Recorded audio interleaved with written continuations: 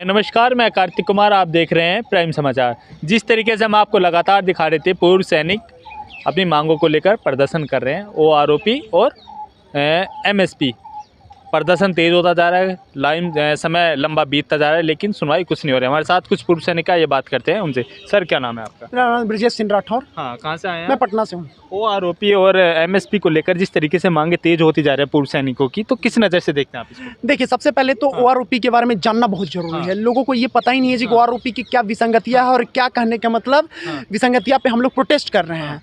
साहब ने भी बहुत अच्छा अभी डिस्कशन हमसे कर ही रहे थे और आपको भी बता रहे थे, जो कि कह रहे थे जी कि ओआरओपी में देखिए मोटा मोटा चीज़ मैं आपको बताना चाहूँगा। डीप बताऊँगा तो 30 मिनट 40 मिनट का डिस्कशन हो जाएगा।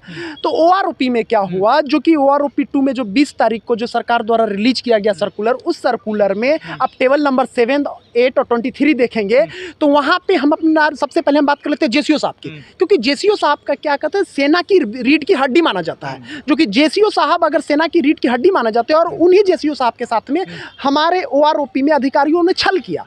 आप 0.50 से लेके 5% तक इस ओआरओपी में जेसीओ साहब का पे स्केल कम हो गया। ये टेबल वाइज जो रिलाइज किया जाएगा, जो एक सर्कुलर में बढ़ना चाहिए, जो एक टेबल में बढ़ना चाहिए, वो बढ़ा नहीं, कम गया। तो पहला पॉइंट ये है। दूसरा, आपने एमएसपी, तो एमएसपी तो मैं भाई देखो क्या है जी कि एमएसपी क्या यूरोपियन कंट्री के तर्ज पे इसको इंडिया में लागू करने की डिमांड किया गया था। और एमएसपी कोई एजुकेशन का नहीं है जो कि हम अधिकारी हैं तो हमें एमएसपी ज़्यादा मिलना चाहिए, या जैसे साहब जूनियर कमांड ऑफिसर हैं तो उनको ज़्यादा मिलना चाहिए और जवानों को कम मिलना चाहिए। जबकि एमएसपी क्या है, एक डेंजर अलाउंस है। जो आप खतरनाक एरिया में सर्विस करते हैं उसके लिए आपको अनाउंस दिया जाता है। तो मैं आपसे पूछना चाहता हूं, चाहे जो भी लोग ये पॉइंट उठाते हैं, चाहे उनसे पूछना चाहता हूं, क्या -30 डिग्री अगर टेम्परेचर में ग्लेशियर में हमारे जवान अगर हैं तो वो सबके लिए -30 है, ऑफिसर्स के लिए, जेसीओ के और जवानों के लिए। लेकिन जब भगवान के ठंडी में भेदभाव नहीं है तो फिर आप कहने के मतलब एमएसपी में भेदभाव कैसे कर दिए? जवानों के 5,000 और ऑफिसर्स के 15,500। ठीक है, तो ये एमएसपी और ये सब जो पे एंड अलाउंस में जो विसंगतियां किया गया उसी के अगेंस्ट में हम लोग कंटिन्यू। अधिकारियों और सैनिकों के बीच बड़ा भेदभाव, बहुत भेदभाव है, बहुत भेदभाव। अब भेदभाव का एक मतलब कि एक उदाहरण के तौर पे मैं आपको बता देता हूँ। अब 2006 में चलते हैं, थोड़ा सा पीछे चलते हैं। हमारे 7.5 लाख वीर नारी जो हैं, उन वीर नारी के साथ में क्या हुआ जी कि आज हमारे वीर नारी को मात्र 9,000 रुपया मिलता है, जबकि 2006 में वो 3,500 से 4,000 रुपया था और आज 9,000। अब रेशियो देखो किस रेशियो से बढ़ा। वही हम अधिकारी की बात कर लेते हैं। देखिए, तो अधिकारी के वीर नारी को क्या हुआ कि आज जो उनको समय में 14,000 कुछ रुपया मिलता था, आज करीब 56,000 है। अब उस पर डीए आप 41% जोड़ लो और 9,000 पे डीए 41% जो कि 15-16 हज़ार। तो आज हमारे वीर नारी 15-16 हज़ार रुपये में सर्वाइव नहीं कर पाते हैं। तो उससे जो डिफरेंस है, काफ़ी गैप है। हम ये नहीं कहते जी कि अधिकारी को आप ज़्यादा दीजिए, उनका कम कर दीजिए। हम ये कह रहे हैं जी कि जो ये काफ़ी डिफरेंस है, ये जो डिफरेंस बना है उस डिफरेंस को कम किया जाए और हमें जो हक है वो हमें हक मिलना चाहिए। और ये सब साहब लोग आपको बताएंगे किस कारण से हुआ, 7th पे कमीशन में क्या हुआ, ये सब साहब लोग बताएंगे आपको डीपली। ठीक है, तो अगर डीपली जाए तो बहुत लंबा हो जाएगा। तो ये सब जो भेदभाव हुआ है उस भेदभाव के अगेंस्ट में। तो आपका कहने का मतलब है जो एक अधिकारी और सैनिकों के बीच जो बड़ा अंतर है वो कम हो जाए। हाँ, एकदम कम होना चाहिए, एकदम कम होना चाहिए। देखिए, सरकार को एक बात समझने से, शायद साहब लोग आप लोगों को पता होगा कि पहले शायद डीए मिलता था किस तरीके से, ऑफिसर्स का कम होता था, जवानों का ज़्यादा होता था। अभी क्या हो गया, ये परसेंटेज पे भी देता है। तो ये सब डिफरेंस है। जब ये परसेंटेज पे ना देके आपको कहने का मतलब जिस तरीके से जो पे एंड अलाउंस जो इसका एमएसपी है, एमएसपी इक्वल होना चाहिए। तो आपको लगता है आपकी इस आंदोलन से ये सब चीज़ें होंगी? 100% होगा, इसमें कोई दो राय नहीं है।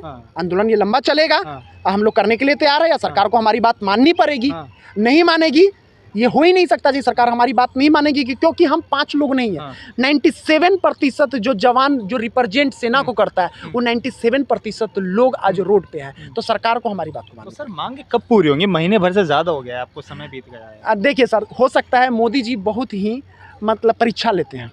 ठीक है, मोदी जी परीक्षा लेते हैं, जवान और जेसीओ और वीर नारी का परीक्षा ले। हो सकता है जी कि परीक्षा ले रहे हो जवानों का। सर, जवानों की तो परीक्षा सरहद पर हुई है ना, अब कैसी परीक्षा? चलिए ठीक है, जवानों की परीक्षा सरहदों पे है तो इसी बात को तो रोना है हम लोगों को। और हम लोग कंटिन्यू इसके लिए 3 तारीख को फिर से दोबारा रिकॉल कर रहे हैं। बहुत सारे जैसे सरकार की तरफ से बहुत सारे लोग भी बोल रहे हैं, चाहे बहुत सारे गोदी मीडिया, चाहे गोदी संस्था। मैं मीडिया को इसलिए ले रहा हूँ, आप लोगों को थैंक्स कर रहा हूँ जो उन मीडिया को, क्योंकि वो लोग जवानों को आज दिखाई नहीं दे रहा है, रोड पे है जवान।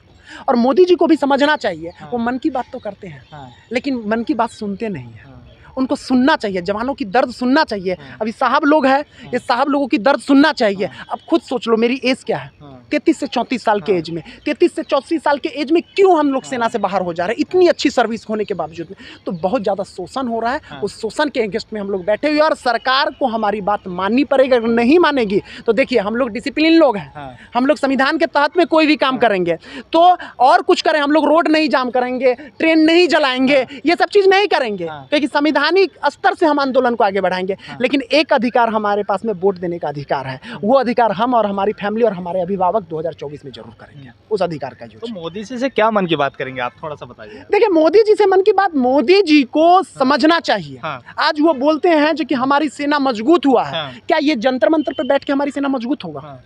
हमारी सेना आंतरिक कमजोर होगा। हाँ। इस चीज को समझना चाहिए माननीय प्रधानमंत्री जी को, हाँ। क्योंकि 40 दिन से ज्यादा हो चुका है। अब 40 दिन इतना लंबा पेशेंस सेनाओं का ना ले, इतना लंबा परीक्षा सेनाओं का ना ले।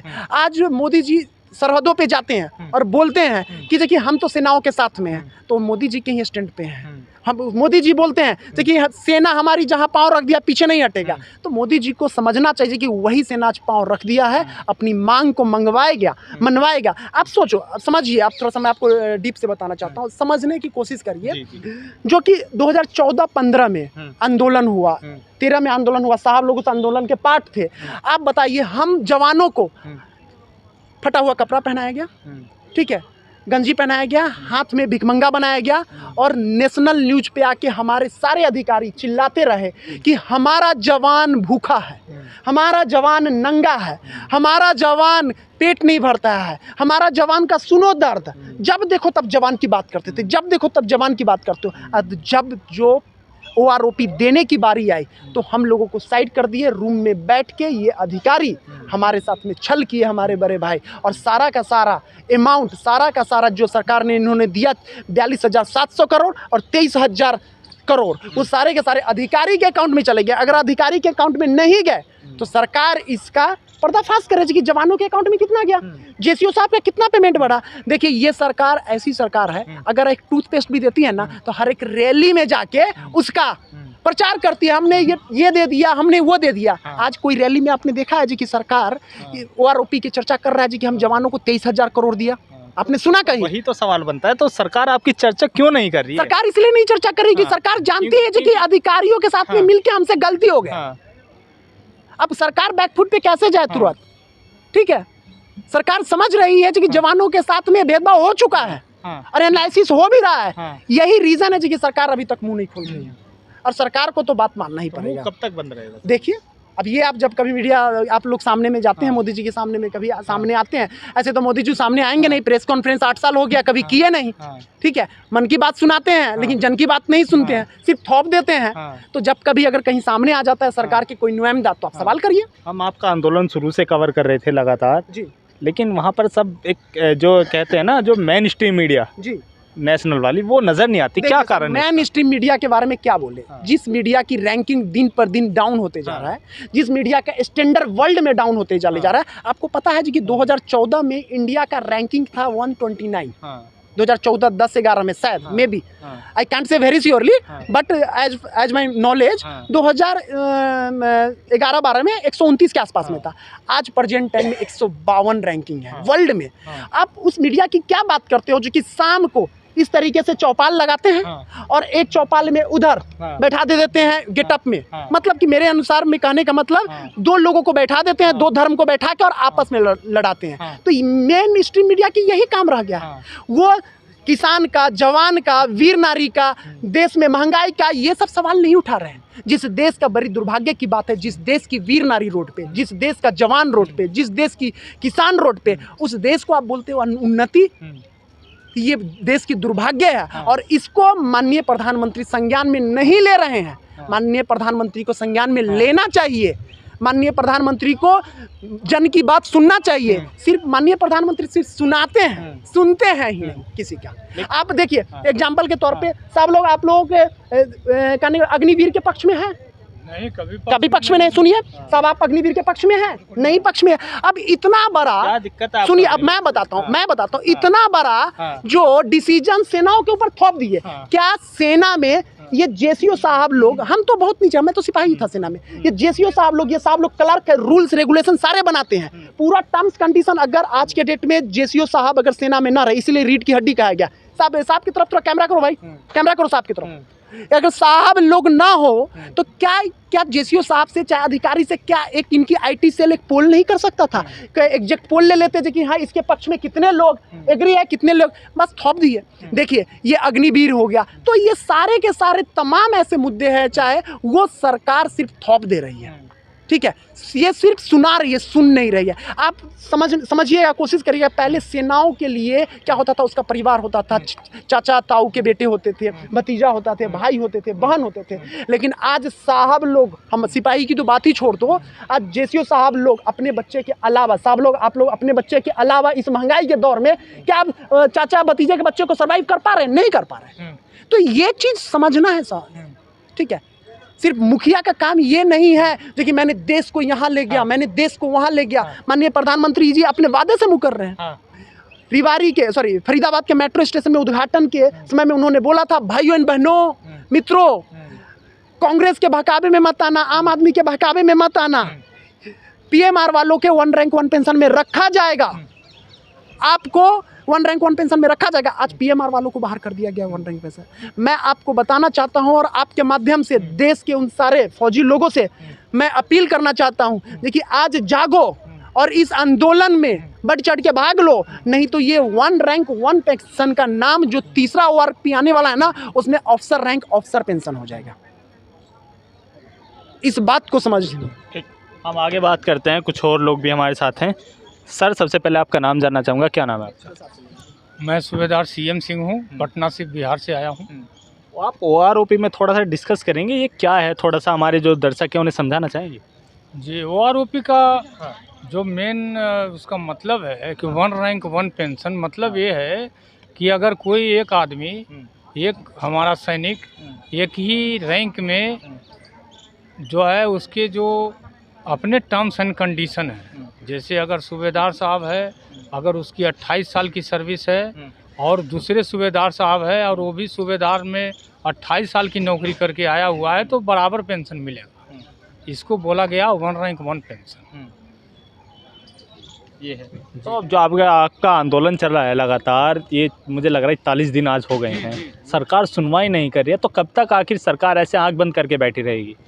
ये तो हम लोगों ने बहुत प्रयास किया है कि सरकार के कानों तक बात को पहुंचाएं, और हमें महसूस हो रहा है कि अब सरकार तक पहुंच रही है बातें, और हम लोग यहाँ डटे हुए हैं। ये अगले 3 जो है अप्रैल को पूरे देश में हर एक डिस्ट्रिक्ट में ये हमारा जो है व्याप्त रूप में हर जगह डिस्ट्रिक्ट मजिस्ट्रेट को जो है ज्ञापन दिया जाएगा। हमारे पूर्व सैनिक जो है, ये जो हमारा जंतर मंतर पे तो चल ही रहा है, साथ के साथ हिंदुस्तान के सब डिस्ट्रिक्ट में, हर एक डिस्ट्रिक्ट में हमारे एक सर्विसमैन डिस्ट्रिक्ट मजिस्ट्रेट को, गवर्नर को ज्ञापन देंगे, और वो जो है हमारे महामहिम राष्ट्रपति जी के पास वो ज्ञापन आएगा, उनके थ्रू फिर जो है एक कंसेंसस बनेगी कि एक्चुअल जो हमारी जो मांगे हैं, एक्चुअल क्या ये मांग जायज़ है या नहीं है।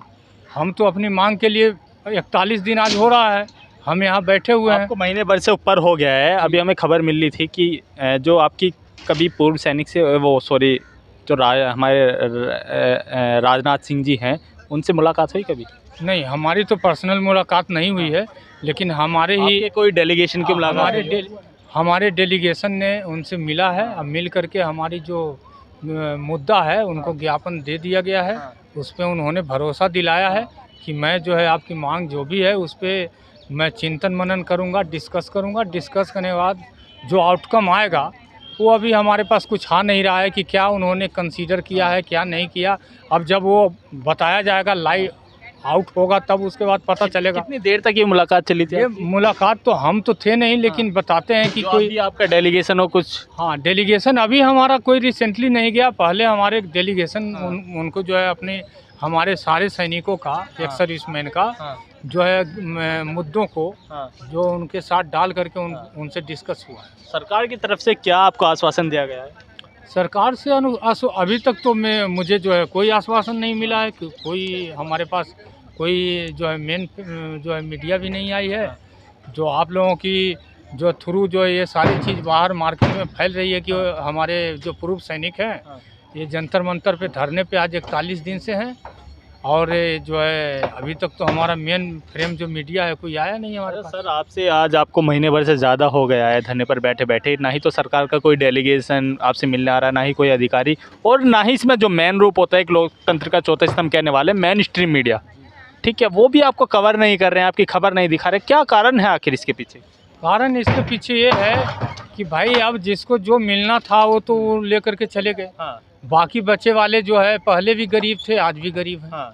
उनके पास पहले सर्विस में रहते हुए भी कोई चारा नहीं था, आज भी कोई चारा नहीं है। अब जिनको जो अपना राइट मिल गया वो तो मज़े में है, और बाकी जो है यहाँ गरीब गाय जो है अपना चारा के लिए दौड़ रहा है इधर से उधर। जो हमारा एक सर्विसमैन भाई है, वीर नारी जी, डिसेबल सोल्जर है, आपने देखा यहाँ पे हमारे भाइयों का जिसका कि एक हाथ कटा हुआ है, एक पैर कटा हुआ है, किसी का दोनों पैर कटा हुआ है।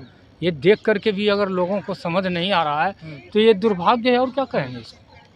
आपके आंदोलन की आगे की रणनीति क्या रहेगी? आगे की रणनीति है 3 अप्रैल को पूरे ऑल ओवर इंडिया में ऑल डिस्ट्रिक्ट्स में, डिस्ट्रिक्ट हेडक्वार्टर में district magistrate will be given the memorandum by the ex serviceman, और वो जो है that memorandum will go to president of India, they will take action.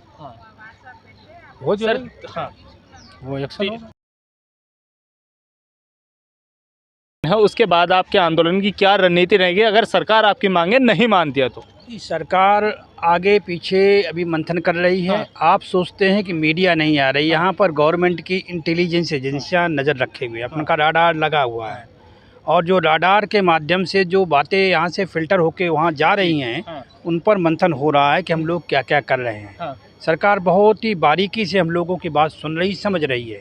कारण उसका ये है कि आज़ादी के बाद जो अंग्रेज़ जो व्यवस्था छोड़ गए सेना की, उसमें जो higher defence organisation, higher defence management था, उस पे अफसरों का ही कंट्रोल रहा, और अफसरों अंग्रेज़ों के बनाए हुए जो भी रूल्स रेगुलेशन एक्ट और लॉ थे वो थे।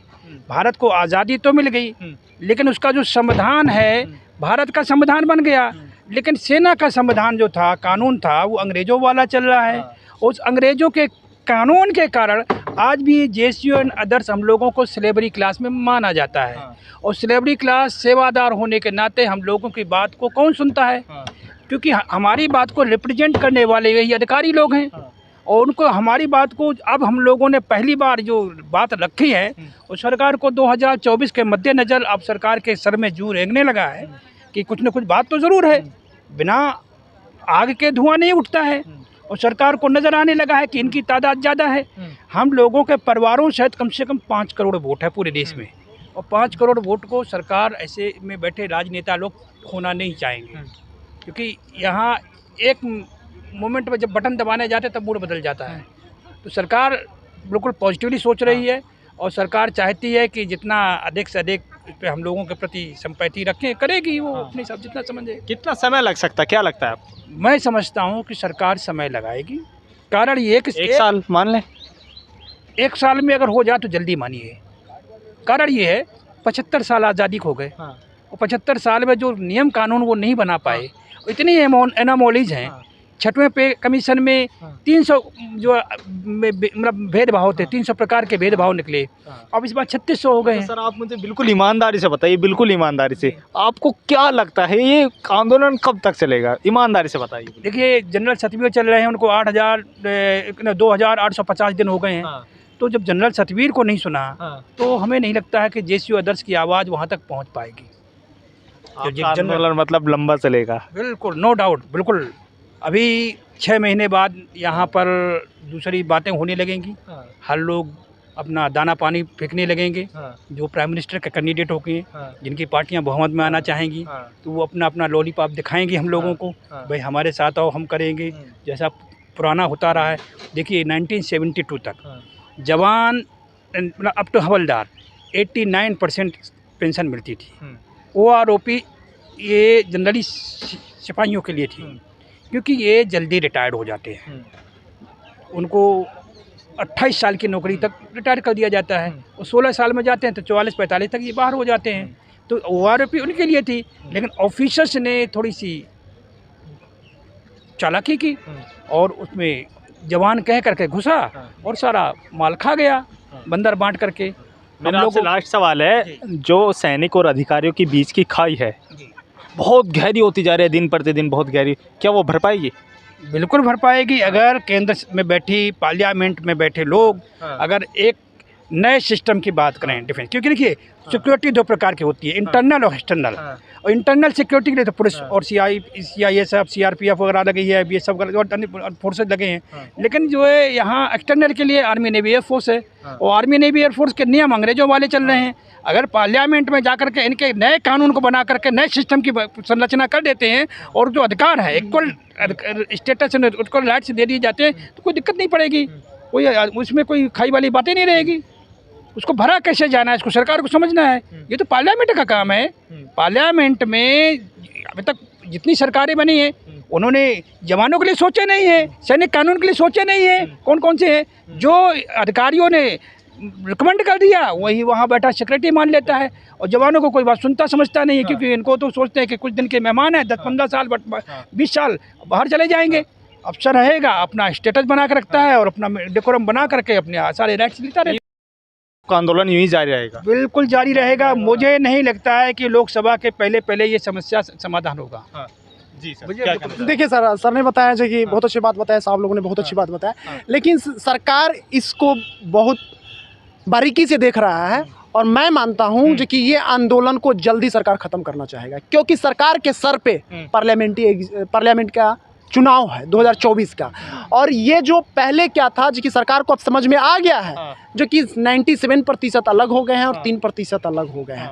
तो सरकार ये जो साहब ने बताया जो कि हाँ जो कि लॉ चेंज करने में इसमें तो टाइम लगेगा, लेकिन ये OROP पे सरकार बहुत जल्दी आप लोगों को दिखेगा जो कि नेशनल मीडिया भी आप कवर कर रही है, और सरकार की भी डेलीगेशन टीम सरकार बहुत जल्दी बोलेगी जो कि ठीक है आइए बैठ के एक टेबल पे बैठ के बात करें। क्योंकि जानते हैं ये अभी कुछ दिन हम लोगों का ट्रायल कर रही है जो कि क्या कहीं ऐसा तो नहीं है 2-4-10 दिन बैठ के चले जाए, लेकिन सरकार को पता है उनको भी अपनी गद्दी की, मैं बताना चाहता हूं, ये आप चाहे आप लोग इसको चुनौती समझ लीजिए, चाहे जिस लैंग्वेज में आप लोग मीडिया वाले ले लीजिए, लेकिन यही सेना माननीय एक भूतपूर्व मुख्यमंत्री को अनाउंसमेंट किया था प्रधानमंत्री के लिए, रिवारी के रैली में 3 लाख सैनिक वहाँ पे इकट्ठा हुए थे, और उसी रैली में माननीय प्रधानमंत्री का PM पोस्ट के लिए अनाउंसमेंट हुआ था। और वही सेना 2019 में 2014 में सेना तो पूरे के पूरे सपोर्ट किया ही मोदी जी को, माननीय मोदी जी को 2019 में भी दोबारा सत्ता में लाने का बहुत बड़ा रोल अदा किया है। और तो माननीय मोदी जी ये बात समझेंगे जी कि 2024 में अगर हमारे सेनाओं के वीर जवानों के 7.5 लाख वीर जवानों के JCO साहब के जवानों की बात अगर नहीं मानेंगे तो सत्ता पलट होते देर नहीं लगेगा। साहब ने बताया जो कि 5 करोड़ 140 सीट, 1-2 सीट नहीं 140 सीट जो है सो इधर से उधर हो जाएगी, सैनिक अपने बलबूते पे। और ये होगा क्योंकि एक मुद्दा नहीं है, एक प्रॉब्लम नहीं है, कई सारे डिसीजन माननीय प्रधानमंत्री जी ने सेनाओं के ऊपर थोप दिए हैं। और रही बात सही बोल रहे हैं, जब तक अंग्रेजों का लॉ चेंज नहीं होगा तब तक कैसे चेंज होगा? अंग्रेज का लॉ चेंज होना सेना से बहुत ज़रूरी है। देखिए ये थे हमारे साथ कुछ पूर्व सैनिक, इनका साफ कहना है अगर सरकार हमारी मांगे नहीं मानते तो हम यूं ही अपना प्रदर्शन जारी रहेंगे। और एक अपनी तरफ से इन्होंने एक बात और कही है, सरकार को मैं शायद चुनौती कहना सही नहीं समझूंगा कि आप कुछ दिन बाद देख रहे हैं सरकार के कुछ अधिकारी भी होंगे, और जो आज मेन स्ट्रीम मीडिया हमें नहीं दिखा रहे वो भी यहीं पर बड़ी जल्दी होगी।